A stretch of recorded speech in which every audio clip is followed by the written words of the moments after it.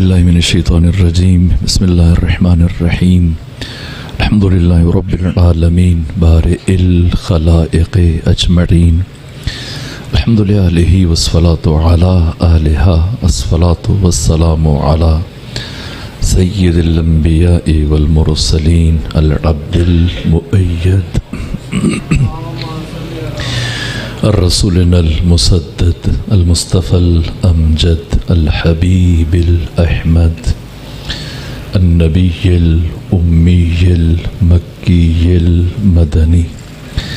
السراج المنير الكوكب الدري صاحب الوقار والسكينة المدفون بأرض مدينة سيدنا ونبينا وشفيع ذنوبنا وطبيب قلوبنا وحبيب نفوسنا ومولانا أبي القاسم محمد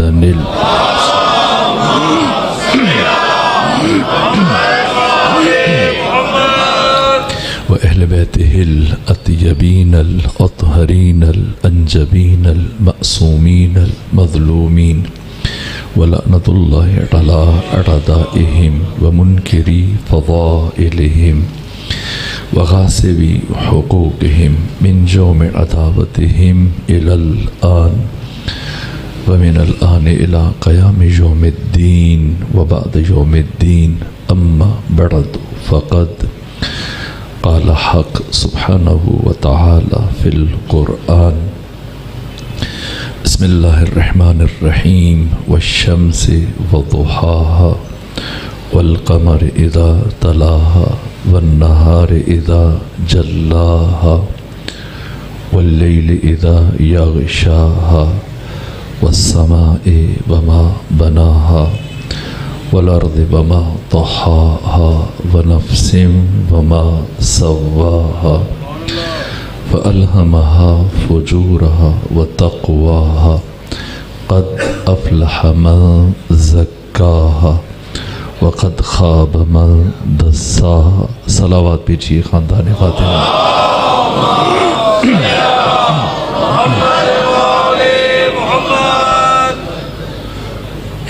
وجود مبارک حضرت امام صادق علیہ آلاف و تحیت و سلام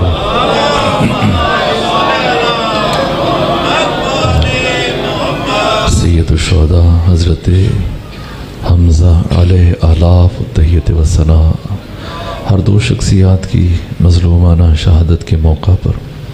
معصومین علیہ السلام کی بارگاہ میں اور آپ مومنین کی خدمت میں تعزیت پیش کرتا ہوں۔ میں مسلسل 2 دنوں سے امام صادق علیہ آلاف و تحیت و ثنا کی شخصیت کو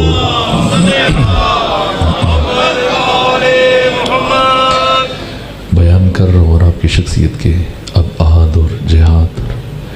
میرے محترم میزبان کی اور بانی مجلس کی خواہش تھی کہ میں آج کی اس مجلس میں زیادہ ذکر حضرت حمزہ سے متعلق کروں، سو اسی مناسبت سے کوشش کروں گا کہ جو محدود اور مختصر وقت ہے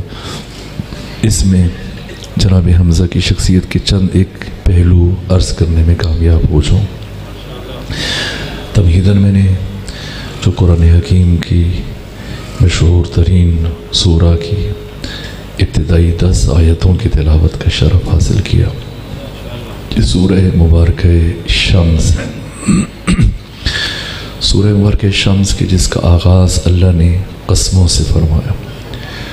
قرآن مجید کی 114 سورتوں میں سے 70 سورتوں کے شروع میں کوئی بھی قسم نہیں ہے، باقی 44 سورتوں کے آغاز میں اللہ نے 118 قسمیں استعمال کی۔ کسی سورہ کے شروع میں اللہ نے ایک قسم اٹھائی جیسے سورہ عصر، اور کسی سورہ کے شروع میں 2 قسمیں جیسے سورہ ضحیٰ، اور کسی سورہ کے شروع میں اللہ نے 3 قسمیں اٹھائیں جیسے سورہ العادیات، اور کسی سورہ کے شروع میں اللہ نے 4 قسمیں اٹھائیں جیسے سورہ مبارکہ 3، اور اس کے بعد سورہ مبارکہ فجر جسے سورہ امام حسین علیہ السلام بھی کہا جاتا ہے، اس سورہ میں اللہ نے 5 قسمیں اٹھائیں، اور سورہ فجر کے بعد پورے قرآن حکیم کا صرف ایک سورہ ہے جس میں اللہ نے اس سے بھی زیادہ اور قرآن حکیم کی سب سے زیادہ قسمیں اٹھائیں، یہ سورہ مبارکہ شمس ہے، جو کل 15 آیتوں پر مشتمل ہے، اور 15 میں سے پہلی 7 آیات میں اللہ نے مسلسل 11 قسمیں استعمال کی، یعنی آدھا سورہ قسموں پر مشتمل ہے۔ اور اس کے بعد پروردگار نے 8ویں آیت میں اس 11ویں قسم کی وضاحت کی، تفصیل بیان کی، اور پھر 9ویں اور 10ویں آیت میں حق تعالی نے صرف ایک بات کی جو پوری سورہ کا محور ہے، اور اس کے بعد پھر اگلی 4 آیتوں میں اللہ نے اس 8,500 سالہ انسانی تاریخ میں آنے والے 21 تمدن، 21 تہذیبیں اور 21 ثقافتوں میں سے ایک انسانی تہذیب کا ذکر کیا، اس کا انجام بیان کیا، اور اس کے بعد آخری آیت میں 15ویں آیت میں پروردگار نے قیامت تک آنے والے انسانوں کو خبردار کیا، ہوشیار کیا کہ میں نے دنیا کی جس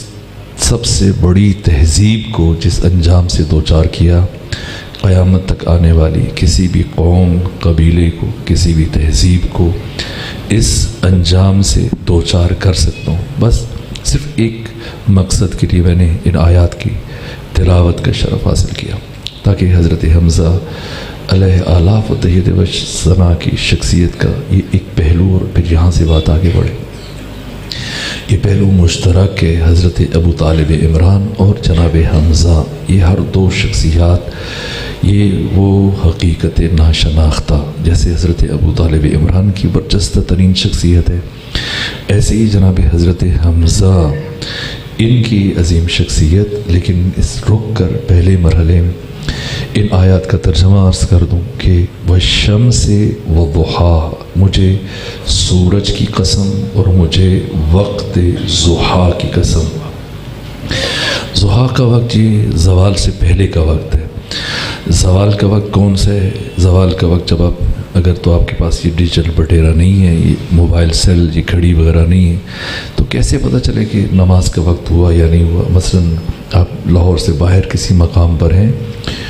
اور آپ کے پاس کوئی ایسی سہولت نہیں ہے، دور ہے، نہ اذان کی آواز آ رہی ہے، نہ گھڑی ہے، نہ موبائل سیل ہے، تو کیا کریں؟ ظہر کا وقت اگر آپ جاننا چاہیں تو پھر ایک چھڑی، ایک سیدھا ڈنڈا زمین میں گاڑ دیں، تو جب سورج کی روشنی کا جو نتیجے میں جو سایہ بنتا ہے، تو جب یہ سایہ کم ہوتے ہوتے یا بالکل ختم ہو جائے یا انتہائی کم ہو جائے، اور ختم ہونے کے بعد یا انتہائی کم ہونے کے بعد جب دوبارہ بڑھنا شروع کرتا ہے، تو یہ وقت زوال ہے۔ اب آپ نماز ظہر ادا کر سکتے ہیں۔ زوال سے پہلے کا جو وقت ہے یہ وقت ضحیٰ کہلاتا ہے، یہ تقریباً 2 گھنٹے بنتے ہیں۔ زوال سے پہلے کا وقت جب سورج اپنی پوری آب و تاب سے چمک رہا ہوتا ہے، جگمگا رہا ہوتا ہے، اور صفحہ زمین کو مکمل طور پر اپنے حصار میں لے لیتا ہے، اور یہ زمین پر سورج کی روشنی کا نقطہ عروج ہوتا ہے، اسے ضحیٰ کا وقت کہا جاتا ہے۔ پروردگار سورج کی قسم اٹھا رہا ہے، پھر فرمایا وضحاہا، مجھے وقت ضحیٰ کی قسم، اور اس کے بعد فرمایا والقمر اذا تلاہا، مجھے چاند کی قسم۔ سورج کی قسم مطلق ہے، اس میں کوئی قید و شرط نہیں ہے، لیکن چاند کی قسم کو پروردگار نے مشروط طور پر بیان کیا۔ فرمایا چاند کی قسم جب وہ بلا فاصلہ سورج کے ساتھ طلوع کرتا ہے، اور اس کے بعد پھر دن کی قسم اٹھائی، اور لیکن یہ بھی مشروط ہے، الوضاحت کا وقت نہیں ہے۔ میں بارگاہ حضرت حمزہ علیہ آلاف و تحیید و ثنا تک پہنچنا چاہتا ہوں، لیکن اہمیت کو بیان کرنے کے لیے یہ ایک پہلو۔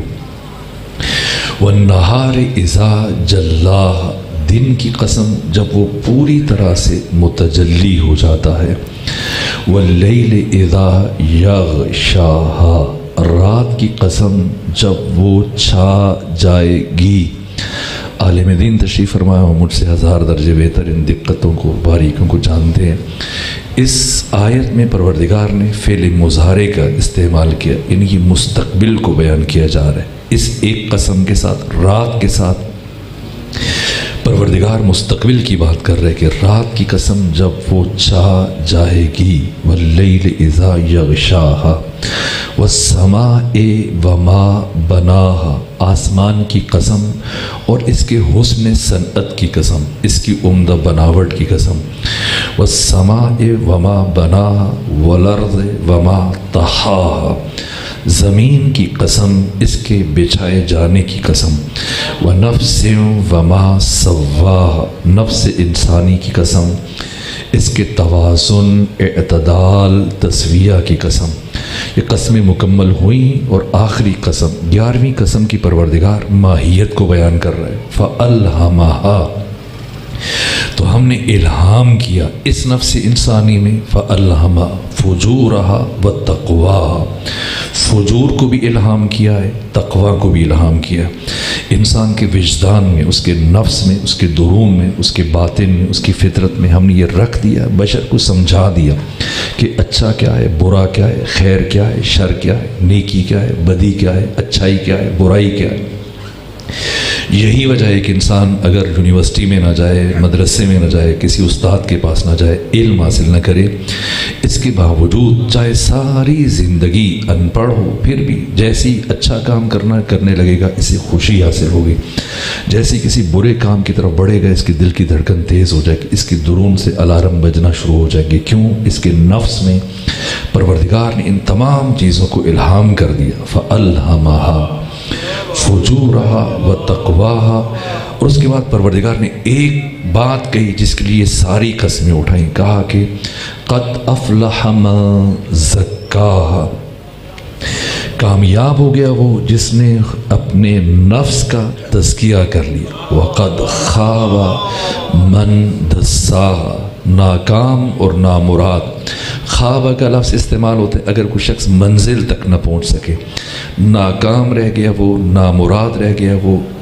من دسا، دسا یدسو دسیسا، وہ کام جو چھپ کر انجام دیا جائے، چونکہ عام طور پر گناہ چھپ کر انجام دیا جاتا ہے، جس طرح سے قرآن مجید خود بیان فرماتا ہے، عرب جب اپنی بچیوں کو زندہ ترگور کرتے تھے تو یدسہو فی التراب، اپنی بچیوں کو زمین میں چھپا دیتے تھے۔ یہ کنایا ہے، ہر وہ کام جو چھپ کر انجام دیا جائے اسے دسیسہ کہتے ہیں، اور گناہ بھی عام طور پر چونکہ چھپ کر انجام دیا جاتا ہے اور اس سے مراد خاص گناہ ہے، اس لیے دسا کا لفظ کہ وقد خاب من دسا، ناکام ہو گیا وہ، نامراد ہو گیا وہ جس نے خود کو گناہوں میں غرق کر لیا۔ بس خود یہ ابھی 15 شوال ہے آج، اور آج سے تقریباً 2 ہفتہ پہلے 1 شوال کو آپ نے نماز عید پڑھی۔ یہ نماز عید جو واجب ہے، لیکن جب امام موجود ہو، جب امام موجود نہ ہو پھر یہ مستحب ہے، اس کی تاکید ہے، لیکن غیبت امام زمانہ میں یہی واجب نماز ہم مستحب کی نیت سے ادا کرتے ہیں۔ یہ جو آپ نے نماز عید پڑھی ہے، باقی نمازوں میں کتنی دفعہ قنوت پڑھتے ہیں؟ 1 مرتبہ فجر ہے، چاہے وہ 2 رکعت ہو، 3 رکعت ہو، 4 رکعت، قنوت 1 دفعہ پڑھیں گے۔ لیکن نماز عید فطر ہے یا نماز عید ضحیٰ ہے، 2 رکعتیں ہیں، لیکن 2 رکعتوں میں آپ 9 مرتبہ قنوت پڑھتے ہیں۔ پہلی رکعت میں 5 مرتبہ، دوسری رکعت میں 4 مرتبہ، اور پھر یہ 9 مرتبہ جو آپ قنوت پڑھتے ہیں، خود اس قنوت میں کیا پڑھایا جا رہا ہے اور کون سی دعا تاکید ہے، مستحب ہے کہ اسی دعا کو قنوت میں پڑھا جائے۔ اس کے علاوہ آپ دیکھیں کہ اس سورہ نماز عید کی جو پہلی رکعت ہے، اس میں جو سورہ پڑھا جاتا ہے، تاکید ہے کہ سورہ اعلیٰ کو پڑھا جائے۔ سورہ قدر ہے، باقی صورتیں پڑھی جا سکتی ہیں، لیکن مستحب ہے، مؤکد تاکید ہے کہ سورہ اعلیٰ کو پڑھا جائے۔ دوسری رکعت میں آپ سورہ مبارکہ شمس، اس کے پڑھنے کی تاکید ہے۔ کیا وجہ ہے؟ یہ نماز عید، بس اوقات ہم عید فطر کو چھوٹی عید کہتے ہیں، عید الضحیٰ بڑی عید، نہ عید فطر چھوٹی عید ہے، نہ عید الضحیٰ بڑی عید ہے۔ دین میں ایسی کوئی تقسیم نہیں ہے۔ شاید ہمارے ہاں چونکہ مرغی وغیرہ ذبح کرتے ہیں عید الفطر پہ تو اس کو چھوٹی عید کہتے ہیں، عید الضحیٰ پہ بڑا جانور گراتے ہیں، ذبح کرتے ہیں، شاید اس لیے ہم اس کو بڑی عید کہہ دیتے ہیں۔ نہ، خود ہم اس کو عید کیوں کہتے ہیں، اس کو عید فطر کیوں کہتے ہیں، اسے عید الضحیٰ کیوں کہتے ہیں؟ اس سے پہلے ماہ مبارک رمضان، بس یہ موضوع مد نظر نہیں تھا، لیکن خود ابھی جیسے میں حاضر ہو رہا تھا تو میرے دل میں یہ خیال آیا کہ یہ ایک پہلو اس شخصیت کی عظمت کا بیان کروں، یہیں سے آگے بڑھ جاؤں، یہی تمہید بن جائے تاکہ بات کی اہمیت آشکار ہو جائے کہ وہ مطلب جسے قرآن مجید 11 قسمیں اٹھانے کے بعد بیان فرما، یہ غیر معمولی بات ہے۔ انسان کی تخلیق کا فلسفہ بیان کیا جا رہا ہے۔ کامیاب ہو گیا وہ جس نے خود کا تزکیہ کر لی۔ یہ سورہ جو آپ عید الفطر کی دوسری رکعت میں پڑھتے ہیں، عید الاضحیٰ کی دوسری رکعت میں پڑھتے ہیں، کیوں تاکید ہے کہ یہ سورہ پڑھا جائے؟ خود یہ تزکیہ کیا ہے؟ زکا، یزکی، تزکیہ، یہ زکوٰۃ، یہ سب ایک خاندان کے الفاظ ہیں۔ ان کا مفہوم یہ کہ پستی سے بلندی کی طرف سفر کرنا، اس سفر کو سفر کمال کہا جاتا ہے۔ تو لفظ ہم استعمال کرتے ہیں جو قومی ترانہ بچے ہیں تو ابھی بھی سنتے ہیں ہر روز، جو بڑے ہیں ان کے حافظوں میں موجود ہے۔ یہ جو ابو الاسر حفیظ جالندری نے پاکستان کے قومی ترانہ لکھا جو ہم سنتے ہیں ہمارے حافظوں میں موجود ہے، رہبر ترقی و کمال۔ بعض افراد شاید یہ سمجھتے ہیں کہ ترقی اور کمال دونوں ایک ہی چیز کے نام ہیں، یہ مترادف کلمات ہیں۔ نہ، ترقی الگ ہے، کمال الگ ہے۔ ترقی حرکت افقی ہے، کمال حرکت عمودی ہے۔ جب ہم مادی امور میں پیش رفت کرتے ہیں اسے ترقی کہا جاتا ہے۔ جیسے مثلا اگر پہلے کوئی کلرک ہے پھر اس کی ترقی کر لی، فرض کر لیجیے آپ مثلا انسپیکٹر بن گیا، اس کے بعد ایس پی بن گیا، اس کے بعد آئی جی بن گیا، اس کے بعد چیف منسٹر بن گیا، اس کے بعد پھر پرائم منسٹر بن گیا، اس کے بعد پریزیڈنٹ بن گیا، اس کے بعد فیلڈ مارشل بن گیا۔ ترتیب غلط تو نہیں کر رہا میں؟ اس وقت تو یہی ترتیب چل رہی ہے۔ یہ کیا ہے؟ یہ ترقی۔ مثلا پہلے اس کے پاس موٹر بائک تھی، اب اس نے گاڑی خرید لی ہے۔ پہلے چھوٹی گاڑی تھی، بڑی گاڑی لے لی ہے۔ ایک گاڑی تھی، 2 گاڑیاں لے لی، 4 گاڑیاں لے لی، 6 گاڑیاں لے لی۔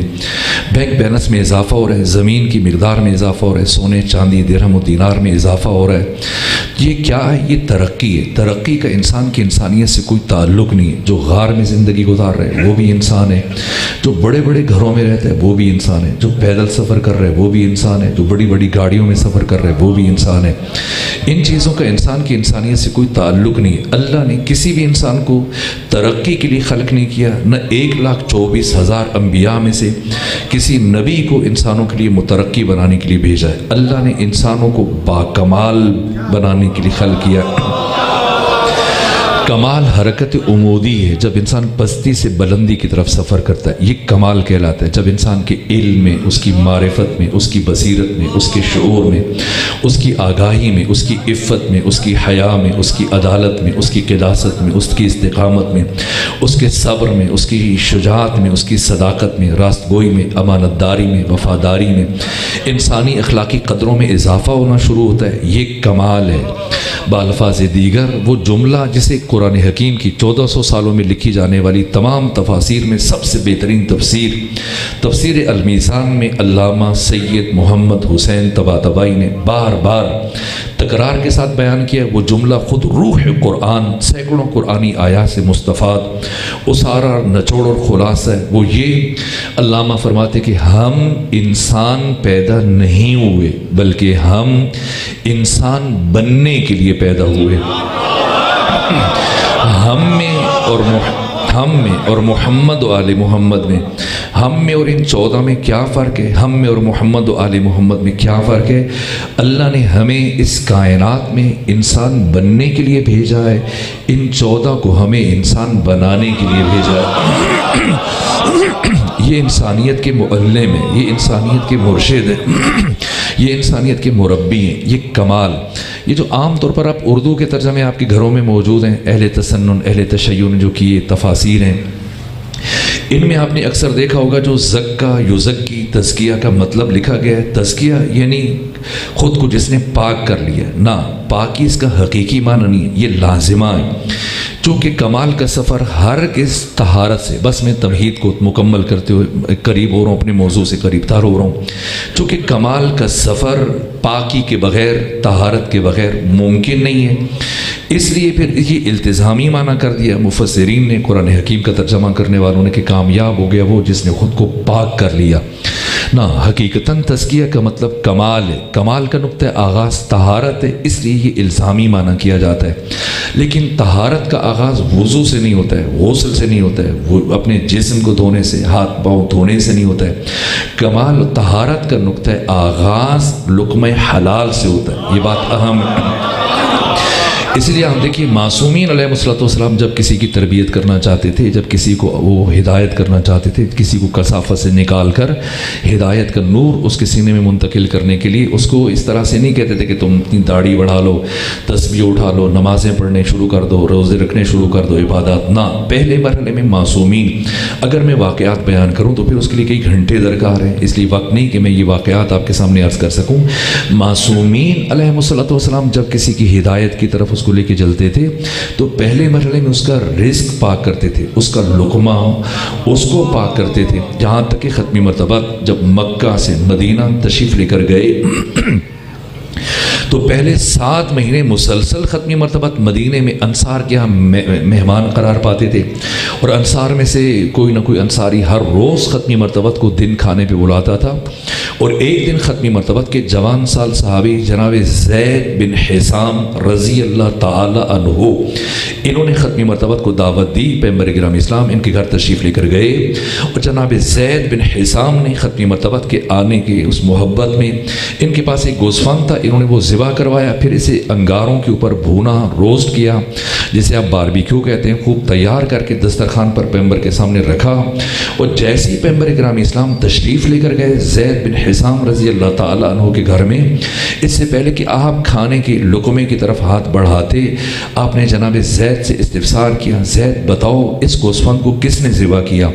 اگر پیغمبر نے سوال کرنا تھا تو پہلا سوال یہ بنتا تھا کہ یہ بتاؤ یہ گوسفند کس کا ہے، لیکن پیغمبر نے ایسی بات نہیں پوچھی۔ ظاہر صحابی کا گھر ہے، صحابی کے گھر میں بیٹھ کر ایسا سوال نہیں پوچھا جا سکتا، کیونکہ جو صحابی ہوتا ہے وہ کبھی غاصب نہیں ہو سکتا، اور جو غاصب ہوتا ہے وہ کبھی صحابی نہیں ہوتا۔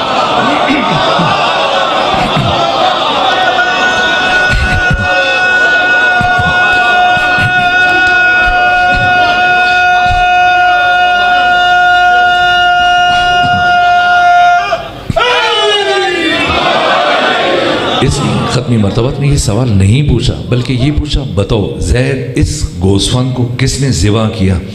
جیسے ہی ختمی مرتبہ نے استفسار کیا، پوچھا کس نے ذبح کیا، اب جناب زید تھوڑا گھبرائے، عرض کیا یا رسول اللہ میں ذبح کے احکام جانتا ہوں، لیکن چونکہ میں نرم دل ہوں، حساس ہوں، رقیق القلب ہوں، اس لیے مجھے خود کو جانور ذبح کرنے کی ہمت نہیں پڑتی، تو میں نے خود ذبح نہیں کیا، کسی اور سے ذبح کروایا۔ فرمایا کس سے ذبح کروایا؟ تو عرض کیا کہ میں نے اپنے ہمسائے سے اس گوسفند کو ذبح کروایا۔ عرض کیا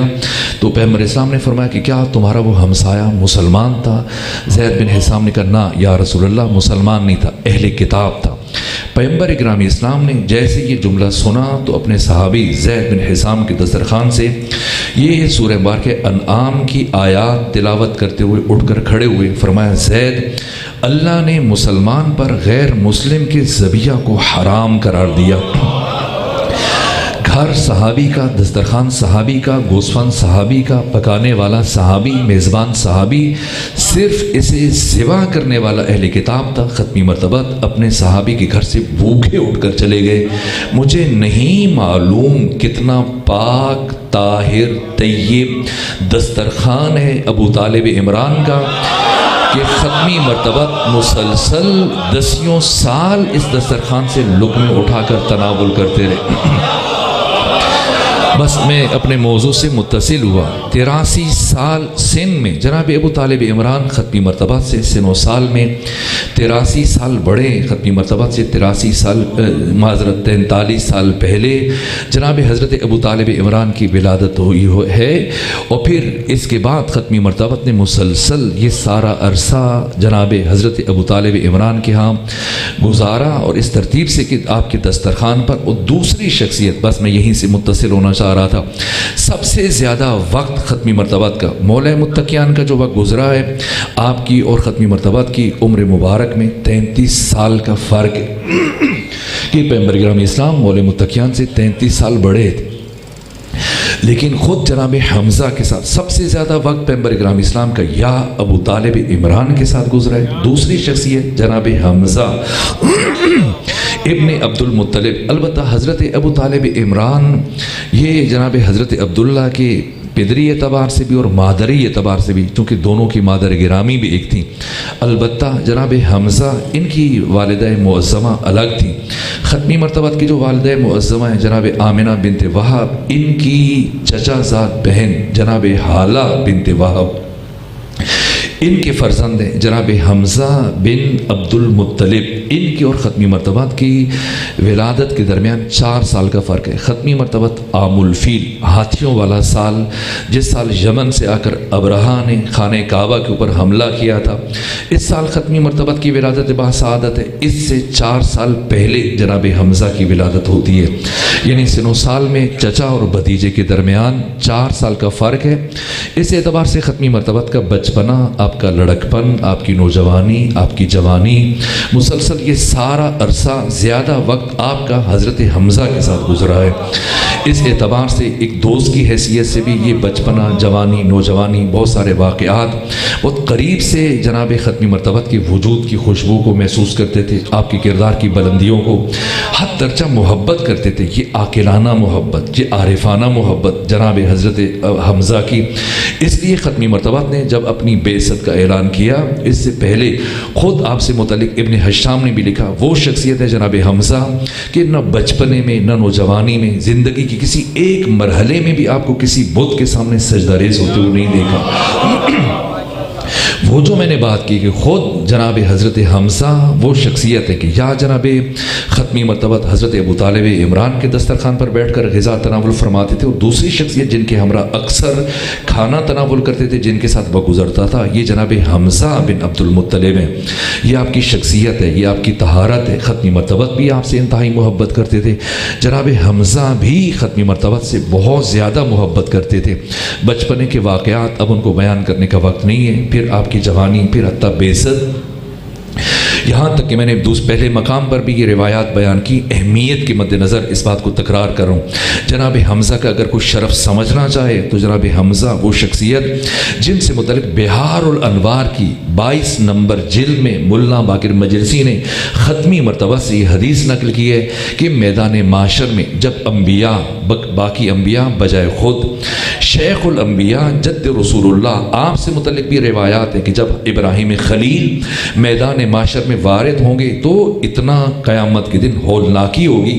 کہ جناب ابراہیم گھٹنوں کے بل چل رہے ہوں گے اور نفسی نفسی کہہ کر اس طرح سے فریاد کر رہے ہوں گے۔ ایسے مرحلے میں ختمی مرتبت فرماتے کہ چند ایک شخصیات ہیں جو قیامت کے دن سوار ہو کر میدان معاشر میں تشریف لائیں گے،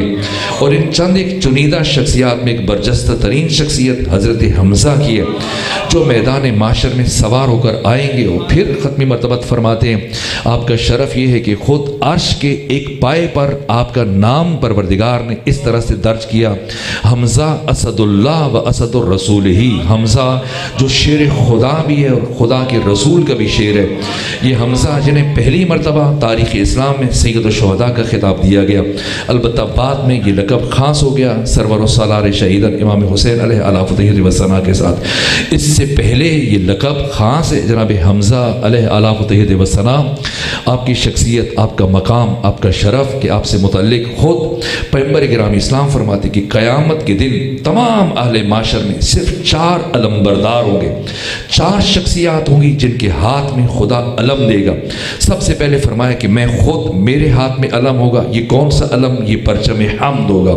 اور دوسرا پرچم وجود مبارک علی ابن ابی طالب، جس کے اوپر لا الہ الا اللہ، پرچم لا الہ الا اللہ علی ابن ابی طالب کے ہاتھ میں ہوگا۔ اس کے بعد تیسرا پرچم میدان معاشر میں، میدان قیامت میں یہ پرچم اللہ اکبر ہوگا جو حضرت حمزہ کے ہاتھ میں ہوگا۔ اور چوتھا پرچم جس کے اوپر سبحان اللہ تحریر ہوگا، یہ جناب حضرت مولا متقیان کے بھائی جناب جعفر جن کی شہادت ہوئی ہے جنگ موتا میں، ان کے ہاتھ میں ہوگا۔ تو یہ 4 علم اس ترتیب سے ختمی مرتبہ، اور یہ 3 شخصیات جب جنت میں داخل ہوں گے تو بڑی تعداد اہل معاشر کی آپ کے پیچھے اس طرح سے چل رہے ہوں گے کہ ان کی شفاعت کرنے والے 100 جس طرح سے ختمی مرتبہ शिफात फरमाएंगे, जिस तरह से मौला मुत्तकियान शिफात फरमाएंगे, इसी तरह से जनाब हमज़ा अलैहि वसना क़यामत के दिन अहले माशर की शिफात फरमाएंगे। ये शरफ़, ये कमाल है आपके साथ। और फिर बाकी आपके तारुफ़ात, वक्त नहीं है, मैं बहुत जल्दी से देख रहा हूँ कि तेज़ी से वक्त गुजर रहा है। चंद एक और बातें, पहले मैं बहुत तफसील से एक मकाम पर कुछ पहलू अर्ज़ किए, लेकिन उनमें से बाज़ की तरफ जो ज़्यादा अहमियत की हामिल है मैं इशारा करने की कोशिश करूँगा। ये जनाब हमज़ा के मौला मुत्तकियान आप पर इफ्तिखार करते थे। नाजुल बलागा में आप देखें कितनी मरतबा मौला मुत्तकियान ने जनाब हमज़ा का तारुफ़ करवाया, यहाँ तक कि असहाब शूरा जो खलीफा सानी को जब अबू लुलू फ़िरोज़ ने ज़ख्मी किया था, और जब उसके बाद फिर शूरा बनाई गई, जो 6 अफराद, एक मौला मुत्तकियान, उस्मान बिन अफ़्फ़ान, अब्दुर्रहमान बिन औफ़ मक्की, तलहा बिन उबैदुल्लाह, इसी तरह से उस्मान बिन अफ़्फ़ान, और इसी तरह से ज़ुबैर इब्न अवाम, साद इब्न अबी वक़ास, ये 6 अफराद, इन 6 अफराद में बैठ कर मौला मुत्तकियान ने जो गुफ्तगू फरमाई थी, इसमें फरमाया कि बताओ क्या तुम में से कोई एक ऐसा है कि जिसे अल्लाह ने हमज़ा सैयदुल शुहदा जैसा चचा अता किया हो, यानी अली जैसी हस्ती जिस शख्सियत के ऊपर फ़ख्र करें, ये जनाब हमज़ा है। इमाम हसन मुज्तबा ने जनाब हमज़ा पर फ़ख्र किया हाकिम शाम के दरबार में। मौला मुत्तकियान ने ख़त लिखा, हाकिम शाम को तहरीर किया और उस पर जनाब हमज़ा की अज़मत और शख्सियत के ऊपर इफ्तिखार किया। यहाँ तक कि इमाम हुसैन ने मैदान करबला में अपने खुतबे में जनाब हमज़ा की शख्सियत और अज़मत को बयान करो, मकाम फ़ख्र पे बयान किया कि बताओ हमज़ा जैसी शख्सियत जिसे परवरदिगार ने हमारे ख़ानदान में करार दिया। यहाँ तक कि इमाम अली बिन हुसैन सैयदुल शुहदा के फ़र्जंद इमाम सज्जाद अली ज़ैनुल आबिदीन, जब आपको असीर करके शाम में लेके जाया गया और दरबार के बाद जब आपको मस्जिद जामे उमवी में असीर करके ले जाया गया, और उसके बाद जब जुमे का दिन जब यजीद नमाज पढ़ाने के से पहले खुतबा दे रहा था, ऐसे में इमाम को असीर करके पहली सफ़ में बिठाया गया था। पाँव में बेड़ियाँ हैं, गले में खारदार तोक है, हाथों में रस्सियाँ हैं, पहली सफ़ में बैठे हुए। इस हालत में जबकि इमाम बैठे हुए हैं और ये तकरीर कर रहे हैं, खिताब कर रहे हैं, और यजीद के खिताब के दौरान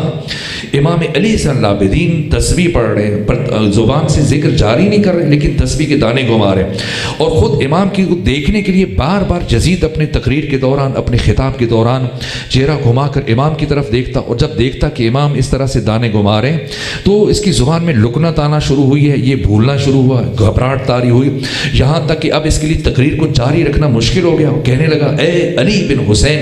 आप क्यों मेरी तकरीर नहीं सुन रहे, आप क्यों मेरा खिताब नहीं सुन रहे? इमाम ने फरमाया, सुन रहा हूँ। कि नहीं, आप मेरी बात नहीं सुन रहे, आप तो तस्बीह पढ़ रहे हैं। फरमाया, नहीं, मैं तस्बीह नहीं पढ़ रहा, सिर्फ दाने घुमा रहा हूँ। कि जब आप तस्बीह नहीं पढ़ रहे तो दाने घुमाने का मकसद क्या? ये अबस एक इजाफी गैर ज़रूरी काम क्यों अंजाम दे रहे हैं? फरमाया, ये अबस और गैर ज़रूरी काम नहीं है जो मैं दाने घुमा रहा हूँ। कहा, तस्बीह दाने अगर घुमा रहे हैं तो तस्बीह पढ़ें, तब तो इनका घुमाना समझ में आता है। जब तस्बीह नहीं पढ़ रहे तो दाने घुमाना एक गैर माकूल काम है, एक इजाफी काम है। फरमाया, ए यजीद, शायद तुझे मालूम नहीं कि इस तस्बीह को आम मिट्टी से नहीं बनाया गया, बल्कि इस तस्बीह को मेरे बाबा हुसैन इब्न अली की कब्र की मिट्टी से तैयार किया गया। और अल्लाह ने मेरे बाबा हुसैन की कब्र की मिट्टी में ये खुसूसियत रखी है कि अगर इस कब्र की मिट्टी से बने हुए दानों की तस्बीह से अगर खुदा का जिक्र ना किया जाए, खुदा की तस्बीह ना की जाए, सिर्फ दाने घुमाए जाएं, तो ये दाने खुद खुदा की तस्बीह करते हैं। ये इतनी बड़ी बात थी जिसके बाद यजीद ऐसा घबराया। वो शख्सियत के मुसलसल जिनसे मुतलिक शाम में प्रोपेगंडा किया गया, मुसलसल यजीद जिनसे मुतलिक गुस्ताखियाँ कर रहे, जसारतें कर रहे और जिनसे मुतलिक किरदार कुशी कर रहे, जब यजीद के दरबार में इस खूबसूरत और इस हसीन अंदाज में जब अपने बाबा की इज़्ज़त और अज़मत और शरफ और मकाम को इमाम अली ज़ैनुल आबिदीन ने बयान किया, तो अब यजीद यूँ घबराया कि इसके लिए मज़ीद अपनी गुफ्तगू को आगे बढ़ाना मुश्किल हो गया। फिर इसने अपने खतीब से कहा, सरकारी खतीब जो इसके यहाँ तकारीर किया करता था, इसकी अदम मौजूदगी में नमाज वगैरह पढ़ाता था, जुमा पढ़ाता था, कि उठो ऐसी तकरीर करो जिसमें मोहम्मद, अली, हसन, हुसैन सबकी किरदार कुशी करो, सबके ऊपर लानतान करो, सबके बारे में ऐसे नामुनासिब नाशाइस्ता बातें करो और मेरे आबाओ अजदाद की, बनु उमैया के बड़ों की तारीफ़ें बयान करो। ये आया, आकर इसने बनु उमैया की तारीफ़ें शुरू करना शुरू की हैं, ख़त्मी मरतबत की शान में, मौला अली की शान में, इमाम हसन, इमाम हुसैन की शान में, इस तरह की नाशाइस्ता नाज़ेबा बातें करना शुरू की हैं। यहाँ तक कि जैसे ये بات کر چکا تو امام سجاد نے اس خطیب کی طرف رخ کیا، فرمایا ایھا الخاطب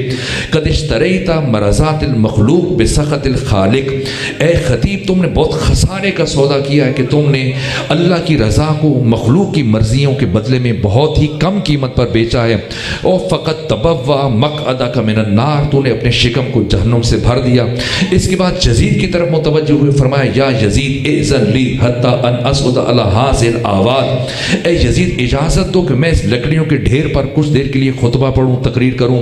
واتکلم بکلمات اللہ، اور لوگوں کو کلام خدا سنوں، وہ باتیں فی رضن جن میں خدا کی رضا ہے، واجرا للحضار، حاضرین کے لیے اجر و ثواب کا سبب ہے۔ یہ سن کر یزید گھبرایا کہ کیا بات کریں گے، اس کو کسی حد تک اندازہ تھا، کہنے لگا نہیں اب تو وقت بہت زیادہ گزر گیا ہے، لوگ تھک رہے ہیں، نماز کے لیے وقت کم بچ رہا ہے، اس لیے میں آپ کو اجازت نہیں دے سکتا۔ لیکن دوسری جانب وہ پہلی بات سننے کے بعد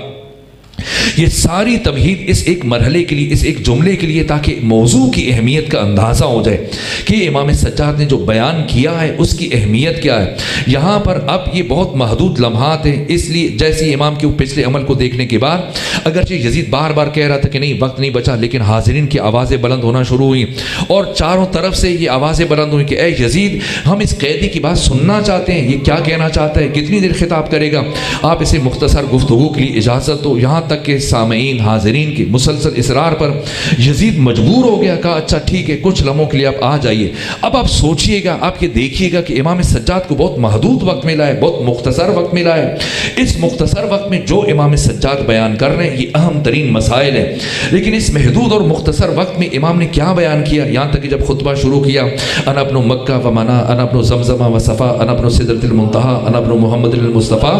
یہ اپنے تعارفات بیان کرتے ہوئے اس مرحلے پر پہنچے۔ اور اس کے بعد دیکھیں اب شمردہ وقت ہے، یزید کسی بھی لمحے روک سکتا ہے، یہ چند لمحے ہیں، ان لمحوں میں آپ نے کیا چیزیں بیان کی ہیں۔ فرمایا سنو اوتینا بست وفضلنا بسبع،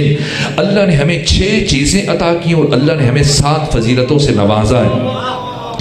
6 چیزیں کون سی عطا کی ہیں؟ العلم والحلم والسماح والشجاع والفصاح والمحبت فی قلوب المؤمنین، اللہ نے ہمیں علم عطا کیا، دوسرا اللہ نے ہمیں حلم عطا کیا، حلم بردباری برداشت، فرماتے کہ حلم علم کے لیے زینت ہے، اگر علم ہے لیکن برداشت نہیں ہے، تحمل نہیں ہے، بردباری نہیں ہے، فوراً انسان منفعل ہو جائے، جذبات میں آ جائے، غصے میں آ جائے، کوئی مسئلہ پوچھا جائے، کوئی تنقید کی جائے، آگے سے وہ غصے میں کانپنا شروع ہو جائے، تو یہ خود اس علم کی کوئی ارزش نہیں ہے، قیمت نہیں ہے، جتنی علم کی قیمت ہے اس سے زیادہ علم کی قیمت ہے۔ اس لیے اپنے دوسرے وصف کو بیان کیا کہ اللہ نے ہمیں علم بھی عطا کیا، اللہ نے ہمیں حلم بردباری برداشت بھی عطا کی، العلم والحلم والسماح،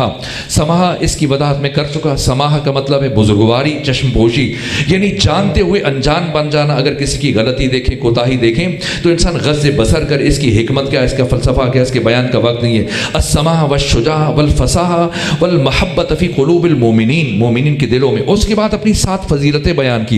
کتنی فضیلتیں امام کی اگر بیان کرنا چاہیں تو ساری زندگی کھڑے ہو کر بیان کرتے رہیں، اور یہ مبالغہ نہیں ہے۔ آپ دیکھیں خود حاکم شام کے دربار میں جب امام حسن مجتبیٰ تشریف لے کر گئے تھے اور ایسے میں کرائے کے زرخرید افراد کو جب حاکم شام نے یہ کہہ رکھا تھا کہ جیسے ہی حسن مجتبیٰ آئے مجھ سے بحث کرنے کے لیے، گفتگو کرنے کے لیے، مناظرہ کرنے کے لیے، تو آپ نے میرے آباء و اجداد کی تعریفیں کرنی ہے، اپنے آباء و اجداد کی تعریفیں کرنی ہے، اور حسن مجتبیٰ اور علی ابن ابی طالب سے متعلق ایسی بات کرنی ہے کہ حسن مجتبیٰ زج ہو جائے، اس طرح سے اکتا جائیں اور اس طرح سے زج ہو جائیں کہ پھر وہ بات کرنے کے قابل نہ رہیں۔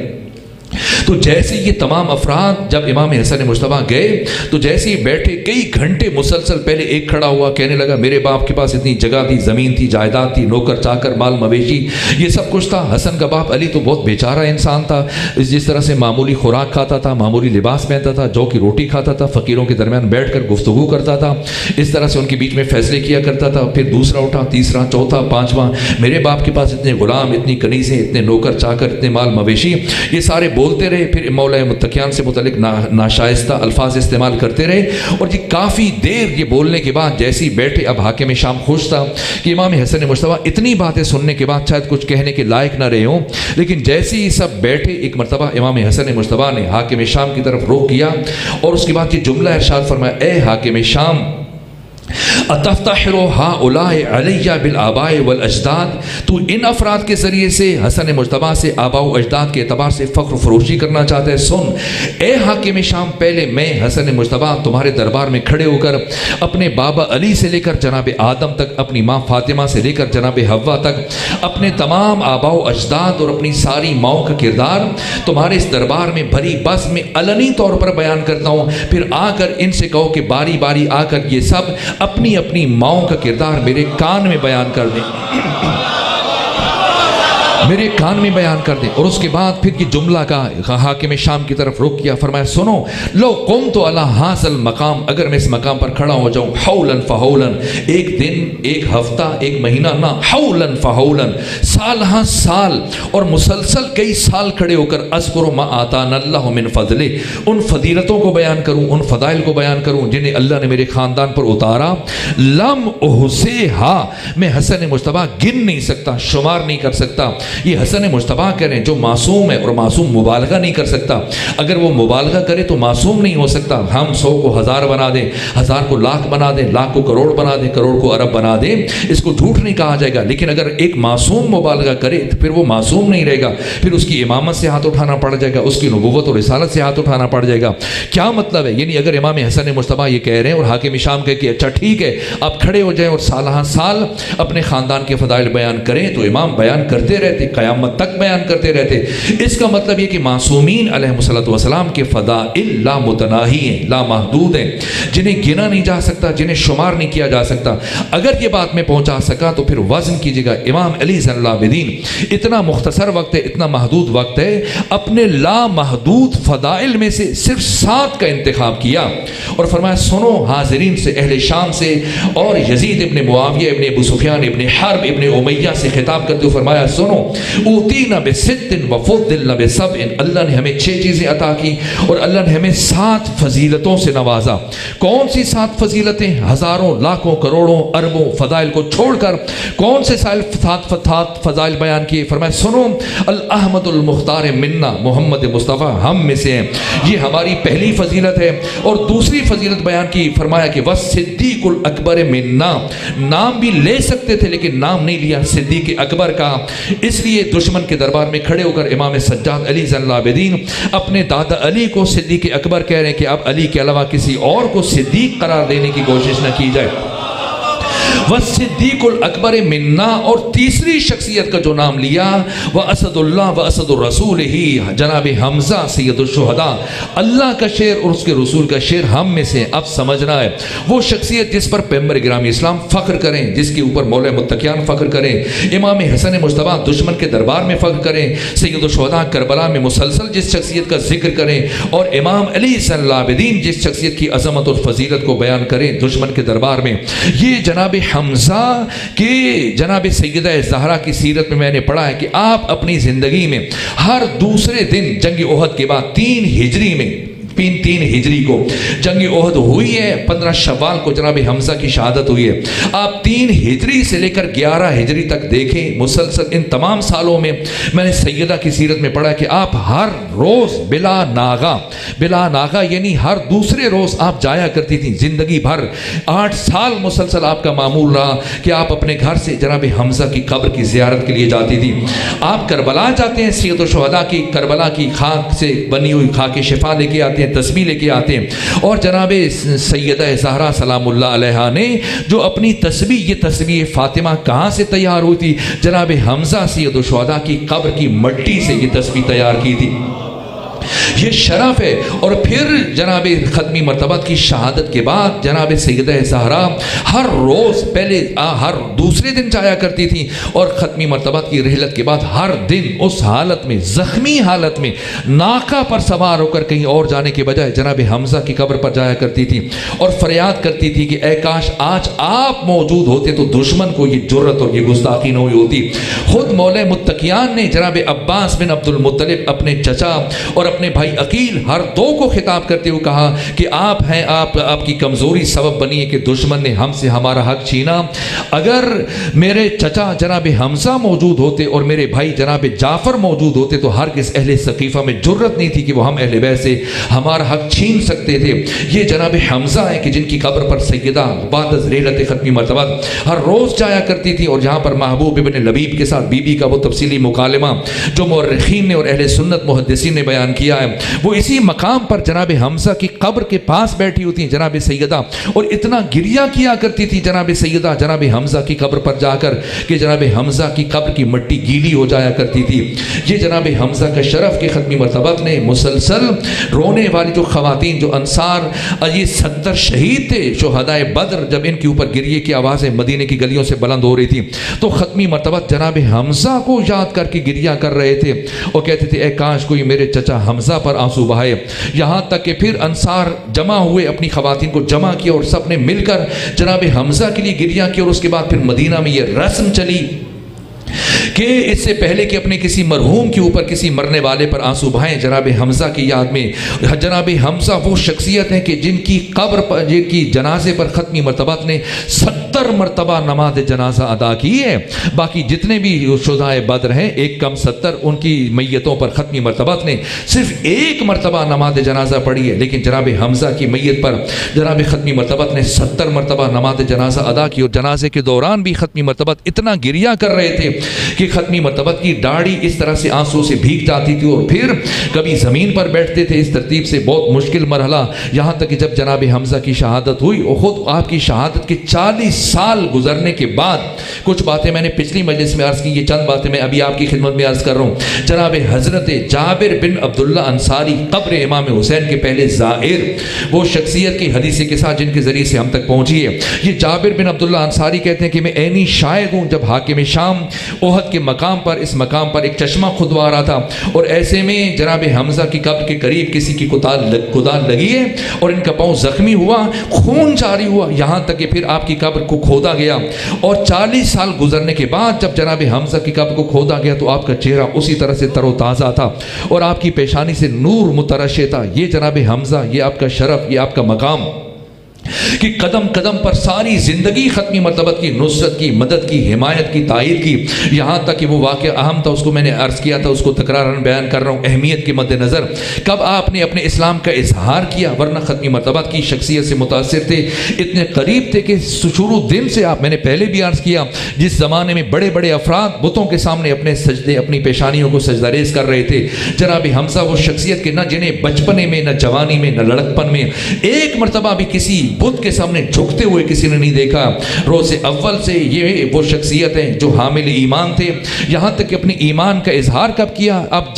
جب شکار کے لیے گئے تھے، ہر روز آپ کا شوق تھا، آپ جاتے تھے اور جا کر جب ہرن وغیرہ شکار کرتے تھے خود ختمی مرتبہ کے لیے، کبھی خود پکاتے تھے، خود پکا کر ختمی مرتبہ کو کھلاتے تھے، کبھی یہ ہرن ختمی مرتبہ کو ہدیہ کرتے تھے، اور پھر جب شکار سے پلٹتے تھے اپنا شکار وہی خانہ کعبہ کے پاس رکھتے، اور آپ کا یہ معمول تھا، اللہ کے گھر کے ساتھ آپ کی عجیب محبت تھی کہ وہی اللہ کے گھر کا خانہ کعبہ کا طواف کرتے، پھر وہاں سے گھر جایا کرتے تھے۔ اور ایک مرتبہ جب آپ طواف کر رہے تھے، اسی اسنا میں کسی نے آپ کو بتایا کہ آپ تو یہاں پر طواف کر رہے ہیں اور شکار میں مصروف رہے تھے، لیکن آپ کے بھتیجے محمد مصطفیٰ کی گستاخی کی، ابو لہب نے توہین کی اور وہ لوگوں کے سامنے بھری بس میں ان کی توہین کی، کردار کشی کی، انہیں گالیاں دی، جس کے بعد آپ کے بھتیجے محمد مصطفیٰ کو روتے ہوئے دیکھا گیا۔ یہ سننا تھا کہ وہیں سے چلے جناب حمزہ اکیلے، اور جب پہنچے تو اپنے قبیلے کے 10-20 افراد کے درمیان ابو جہل بیٹھا تھا، اس کا بیٹا جو خود سورما تھا، جنگ خندق، جنگ احزاب میں جو 7 افراد خندق عبور کر کے آئے تھے، جس طرح سے عمرو بن عبد الواد ہے، حاصل بن عمرو بن عبد الواد ہے، منبع بن عثمان ہے، اسی طرح سے عبداللہ بن نوفل ہے، حبیرہ ابن ام وہب ہے، زرار بن خطاب فہری ہے، اسی طرح سے ان میں سے جو 7واں فرد تھا اکرمہ بن ابی جہل، جو اتنی بڑی خندق کو عبور کر کے آیا تھا۔ اس کا مطلب کیا ہے، یعنی 10,000 کے لشکر میں سے 7 افراد اگر خندق کو عبور کر کے آ رہے ہیں اتنے شدید محاصرے کے باوجود، اس کا مطلب ہے قوت قلب رکھتے تھے، شجاعت بہادر تھے۔ اکرمہ بن ابو جہل، ابو جہل کا بیٹا پاس بیٹھا ہے، ابو جہل کے باقی افراد، اس کے قبیلے کے افراد 10-20 افراد، ان سب کے بیچ میں بیٹھ کر ہنس رہا تھا، مسکرا رہا تھا، آج میں نے محمد کو نعوذ باللہ اس طرح سے رسوا کر دیا، آج میں نے اس طرح سے، اب وہ یہ ہوگا وہ ہوگا۔ ایسے میں جناب حمزہ بن عبد المطلب پہنچے، پورے جلال کے عالم میں پہنچ کر آگے بڑھ کر اپنی کمان سے اس کے سر کے اوپر ضربیں مارنا شروع کی۔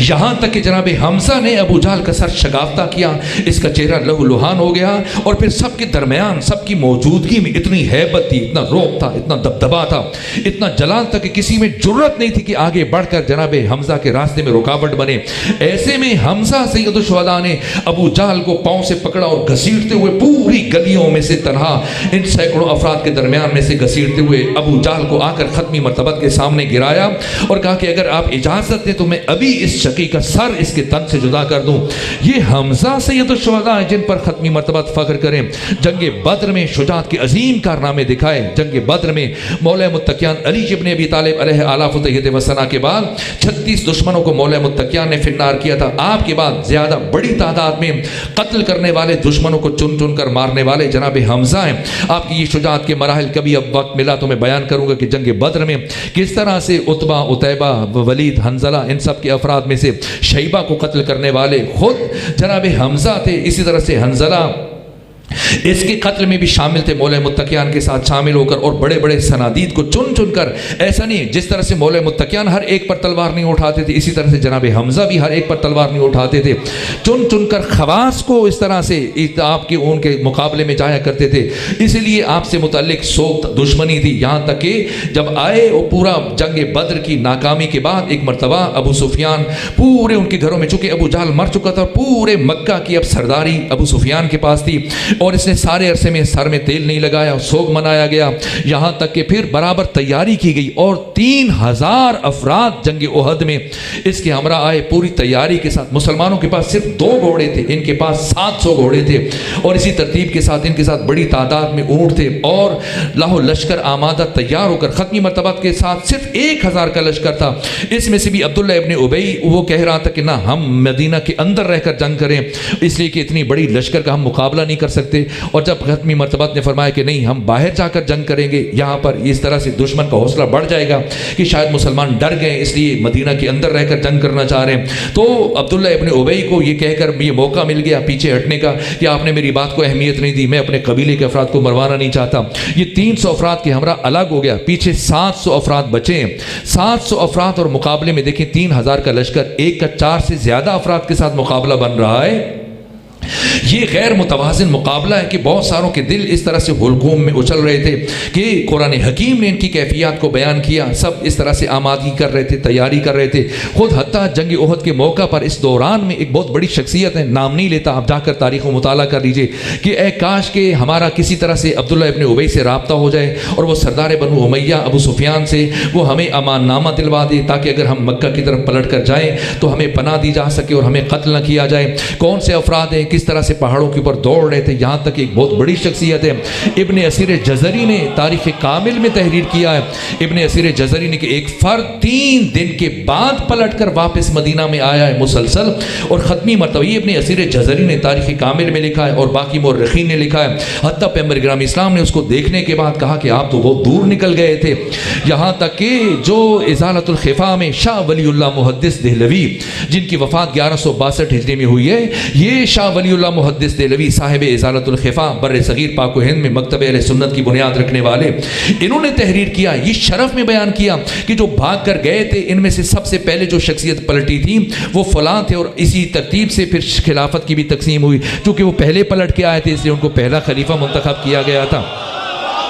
جنگ احد میں جن شخصیات نے شجاعت کے عظیم کارنامے دکھائے، یا علی ابن ابی طالب ہے، اور دوسری عظیم الشان شخصیت تمام صحابہ کرام کے درمیان میں سے جناب حمزہ سید الشہداء یوں ختمی مرتبت کا دفاع کر رہے تھے کہ کوئی دشمن، کوئی کافر آپ کے نزدیک پہنچنے میں کامیاب نہ ہو جائے۔ اس مرحلے میں جناب حمزہ سید الشہداء کی شہادت ہوتی ہے۔ آپ کی شخصیت کے دیگر پہلو، آپ کا علم، آپ کی معرفت، جود و عطا، باقی صفات کسی اور موقع پر عرض کروں گا، بس چونکہ وقت ختم ہو رہا ہے اسی جملے پر رک کر یہ جناب حمزہ کے ایک تو جبیر عبداللہ بن مطعم نے یہ کہا اپنے غواشی سے، اور دوسری ایک خاتون ہے یہ سردار بنو امیہ، یہ صخر جس کی کنیت ابو سفیان ہے، اس کی بیوی نے لالچ دی کہ آپ کو انعام دیا جائے گا، آپ کو آزاد کر دیا جائے گا۔ اسے مامور کیا گیا، اسے مطالبہ کیا گیا کہ پیغمبر اسلام، دوسرے علی، تیسرے حمزہ، ان 3 کا سر چاہیے کہ ختمی مرتبہ تک پہنچنا مشکل ہے، اور علی اتنے چوکنا ہو کر لڑتے ہیں مسلسل، اگرچہ وہ سامنے لڑ رہے ہوتے ہیں لیکن ان کی نگاہ دائیں بائیں آگے پیچھے چاروں चारों तरफ देख रहे होते हैं। उनको शिकार करना, मैदान जंग में उनके साथ मुकाबला करना, नुकसान पहुंचाना, ये भी नामुमकिन सी बात है। लेकिन जहां तक जनाब हमजा का ताल्लुक है, वो इस तरह से अपने शिकार पर झपटते हैं कि अपने अतराफ अकनाफ से बेनियाज हो जाते हैं और सिर्फ सामने वाले से लड़ रहे होते हैं। इन्हें मैं धोखे से अकब से वार करके इन्हें कत्ल कर सकता हूँ। बिलाखिर इस वाशी को मुंतखब किया गया और ये आया, आकर इसने पुष्ट से निशाना लेकर, बहुत माहिर तीरंदाज भी था, इसी महारत से नेज़ा चलाता था, आकर कुछ फासले से इसने जनाब हमजा सैयद शुहदा की पुष्ट से एक ऐसा नेज़ा मारा कि ये नेज़ा जनाब हमजा की पुष्ट से गुजरते हुए आपके सीने से गुजर गया। यहाँ पर जनाब हमजा की शहादत हुई और इससे पहले नेज़ा लगने के बावजूद ये इस पामर्दी से, शुजाअत से आगे बढ़े, उस वाशी तक पहुँच चुके थे और इससे पहले कि उस वाशी को इस तरह से पकड़ कर उस पर हमला करते ज़ख्मी हालत में, जबकि नेज़ा आपके सीने को छीद कर पार कुछ कर चुका था, इसके बावजूद दुश्मन ने आपके सर पर तलवारों से हमला किया। ये इस तरह से शहादत हुई और जब गिरे तो इतना बुग़्ज़ था जनाब हमजा से मुतल्लिक़, चूँकि रसूल इस्लाम की इतनी वफादार शख्सियत है, इतनी बाज़मत शख्सियत है, बनु हाशिम का हुस्न, बनु हाशिम की ज़ीनत, अली अमीरुल मोमिनीन जिन पर फ़ख्र करें कि मेरे महबूब तरीन चचा जनाब हमजा, ये शख्सियत यहाँ तक कि खुद बनु उमैया के दिल में इतना कीना था कि किसी खातून ने, ये हिंद ज़ौजा ने, जो ज़ौजा थी इसकी अबू सुफियान की, इसने कहा वाशी से कि तो उनका कलेजा, उनका सीना, उनका दिल लेकर आ। यहाँ तक कि शहादत के बाद आपके सीने को चीरा गया, आपकी पसलियों को काटा गया और आपके दिल को, आपके जिगर को, आपके कलेजे को लाया गया और फिर इस तरह से इस खातून ने चबाना शुरू किया, लेकिन वो सख्त हो गया और ये चबा न सकी। तो ख़त्मी मरतबत ने फरमाया कि अल्लाह को ये गवारा नहीं था कि जनाब हमजा का ये पाकीज़ा गोश्त इस फासिक खातून के हुलकुम से नीचे उतर सके। ये मसलूमाना शहादत थी। ख़त्मी मरतबत सार सार रो रहे थे, यहाँ तक कि ख़त्मी मरतबत ने जनाब हमजा की शहादत के बाद अपनी अबा इनके ऊपर उड़ाई, लेकिन चूँकि तवील क़ामत थे, जब इस अबा को ख़त्मी मरतबत ने उड़ाया तो अब पाँव की तरफ से ये अबा नहीं थी, अगर पाँव की तरफ करें तो फिर सर के ऊपर नहीं रहती थी। यहाँ तक कि ख़त्मी मरतबत ने ये अबा आपके ऊपर उड़ाई और फिर खसो खाशाक आपके कदमों पे ऊपर डाले। जैसी इत्तला मिली आपकी खार गिरामी जनाब सफ़िया बिनते अब्दुल मुत्तलिब तक, जैसी उन्हें पता चला कि मेरे भाई को इतनी बेदर्दी से शहीद किया गया, तो एक मरतबा जनाब सफ़िया बिनते अब्दुल मुत्तलिब पहुँची और आई और पैगाम दिया कि मैं अपने भाई की वो मैयत पर आना चाहती हूँ। ख़त्मी मरतबत को इत्तला मिली तो उनके बेटे जनाब ज़ुबैर को ख़त्मी मरतबत ने फरमाया कि जाकर अपनी माँ सफ़िया को कोशिश करो, रोक लो, वो अपने भाई को इस हाल में नहीं देख पाएंगी, अपने भाई को इस हाल में बर्दाश्त नहीं कर पाएंगी। एक मरतबा जनाब ज़ुबैर पहुँचे, जनाब सफ़िया को कहा कि ख़त्मी मरतबत नहीं चाह रहे कि आप आएँ, तो इन्होंने कहा कि मैं ख़त्मी मरतबत के हुक्म की हुक्मदूली नहीं कर सकती, अगर उनकी ख्वाहिशें में नहीं आऊँगी, लेकिन उनसे कहें कि मुझसे सब्र नहीं हो रहा है, मैं एक नज़र अपने भाई को देखना चाहती हूँ। बिलाखिर ख़त्मी मरतबत ने फरमाया अच्छा जाओ अपनी माँ को ले आओ। जब जनाब सफ़िया आई, अपने भाई की हालत देखकर यूँ गिरिया कर रही थी कि बाकी अफराद उनके गिरिए को सुनकर ऐसी रिक्कत तारी हुई है, ऐसी गिरिए की आवाज़ें बुलंद हुई हैं, यहाँ तक कि ये वो क़यामत का मरहला था जब जनाब हमजा की शहादत के मौका पर आपके आज़ाए बदन को आपकी बहन जनाब सफ़िया उठा रही थी। बस मेरे अजीज़ों, यहाँ तक कि ख़त्मी मरतबत खुद आगे बढ़े और जनाब ज़ुबैर से भी कहा कि अब इससे ज़्यादा मुझसे बर्दाश्त नहीं होता, अब अपनी माँ को जनाब सफ़िया को इज़्ज़त व आराम के साथ वापस अपने घर की तरफ लेके चले जाइए, बस मैंने मसाइब मुकम्मल कर दिया। ये जनाब सफ़िया हैं, जनाब हज़रत हमज़ा की खार गिरामी, जिन्हें ख़त्मी मरतबत ने बहुत एहतराम से, बहुत मोहब्बत से उनके भाई जनाब हमज़ा की कब्र से अलग किया। लेकिन मुझे एक ऐसा जनाजा भी याद आता है, हमज़ा भी सैयद शुहदा हैं और जनाब हुसैन वो सैयद शुहदा। जब आपकी कब्र पर आपकी मैयत पर आपकी बेटी जनाब सकीना सलामुल्लाह अलैहा, बस मैं आखिरी जुमला अर्ज़ करूँगा, इस मरहले पर क्या अंदाज था, क्या जनाब सफ़िया बहुत देर तक जनाब हमज़ा का सर अपनी गोद में लेकर बैठी थी, अपने भाई जनाब हमज़ा की पेशानी का बोसा ले रही थी। इसी तरह से हुसैन इब्न अली की 4 साल बच्ची की बड़ी ख्वाहिश थी कि वो अपने बाबा हुसैन इब्न अली की पेशानी का बोसा लें, लेकिन जब पहुंची है मक्तल में तो क्या मंजर देखा, हालत क्या थी कि एक मरतबा शिम्र ने इमाम हुसैन की दाढ़ी को बाएं हाथ से पकड़ा हुआ था और दाएं हाथ से मुसलसल इमाम हुसैन के रुखसान अतहर पर तमाचे मार रहा था। ये मंजर देखकर जनाब सकीना आगे बढ़ी, अपने बाबा से लिपट गई। इसके बाद इस शकी ने वो जुल्म किया है कि मैंने पढ़ा है कि जिसके नतीजे में जनाब सकीना के पाँव ज़मीन पर नहीं थे, اور ایسا ظلم کیا کہ جناب سکینہ بہت دور جا کر گری، اور اس اسنا میں اس نے امام حسین کے سر اقدس پر ضربیں لگانا شروع کی ہیں، اور ضربیں لگانے کے بعد جیسے ہی امام حسین کے سر اقدس کو تن سے جدا کیا ہے، اب جناب سکینہ اس انتظار میں تھی، شاید بابا کا گلا کٹنے کے بعد، شاید سر تن سے جدا ہونے کے بعد شمر میرے بابا کا سر مجھے دے دے گا، اسی انتظار میں قریب کھڑی تھی، لیکن نہ، وہ جناب صفیہ تھی، جناب حمزہ کی خواہر گرامی، جو بہت دیر تک جناب حمزہ کا سر اپنی گود میں لیے ہوئے تھی، اور پیغمبر گرامی اسلام تسلی تشفی دے رہے تھے، اور ادھر جب امام حسین کا سر اقدس کٹا، اس انتظار میں جناب سکینہ کھڑی تھی، شاید ابھی میرے بابا کا سر مجھے دے دیا جائے گا، لیکن جو میں نے مقتل کی کتابوں میں پڑھا ہے، 11 جرنیل تھے میدان کربلا میں، ایک مرتبہ ایک دوسری کی طرف سر حسین کو پھینک رہا تھا، دوسرا تیسری طرف، اگر برداشت کر سکے تو ہاتھوں سے سر حسین کو نہیں بڑھایا جا رہا تھا، بلکہ کیسی جسارت کی جا رہی تھی، اور سکینہ قریب کھڑے ہو کر اپنے بابا کا سر اقدس، لیکن کیا دشمن نے، بس میں آخری جملہ عرض کر رہا ہوں، شبی یہ تابوت جناب حمزہ سید الشہداء کو لایا جائے گا، لیکن بس آخری جملہ سن لیجئے گا، یہاں تک کہ کچھ لمحے گزرنے کے بعد جناب سکینہ سوچ رہی تھی شاید ابھی میرے بابا کا سر مجھے دے دیا جائے گا، لیکن اس کے بعد 7 شقی آگے بڑھے، اخنس بن مرشد آگے بڑھا، اس نے امام حسین کا امامہ لوٹا ہے، اسحاق حضرمی آگے بڑھا، اس نے امام حسین کا پیرہن لوٹا ہے، عمر ابن سعد آگے بڑھا، اس نے امام حسین کی زرہ لوٹی ہے، اشعث بن قیس کندی کا بیٹا آگے بڑھا، اس نے امام حسین کی وہ یمنی چادر لوٹی ہے، اسود بن خالد آگے بڑھا، اس نے امام حسین کی جوتے اتار لیے، جمی بن خلق آگے بڑھا، اس نے امام حسین کی تلوار لوٹی ہے، اس کے بعد آپ کے جسم پر کوئی چیز نہیں بچی تھی، ایسے میں بجتل بن سلیم آگے بڑھا، کھڑے ہو کر امام حسین کی لاش کو دیکھ رہا ہے، یہ ذہن میں رکھیے گا، 4 برس کی بچی یہ سارا منظر دیکھ رہی تھی، کیا کیا بجتل بن سلیم نے، جب دیکھا اب حسین کی لاش پر کوئی چیز نہیں بچی، اس کی نگاہ انگوٹھی پر پڑی، اتارنا چاہا لیکن انگلی میں ورم تھا، جب نہ اتار سکا اس نے دائیں بائیں 2 پتھر تلاش کیے، ایک پتھر زمین پر رکھا، دوسرے پتھر سے اس بیٹی کے سامنے باپ کی انگلی کو کاٹنا،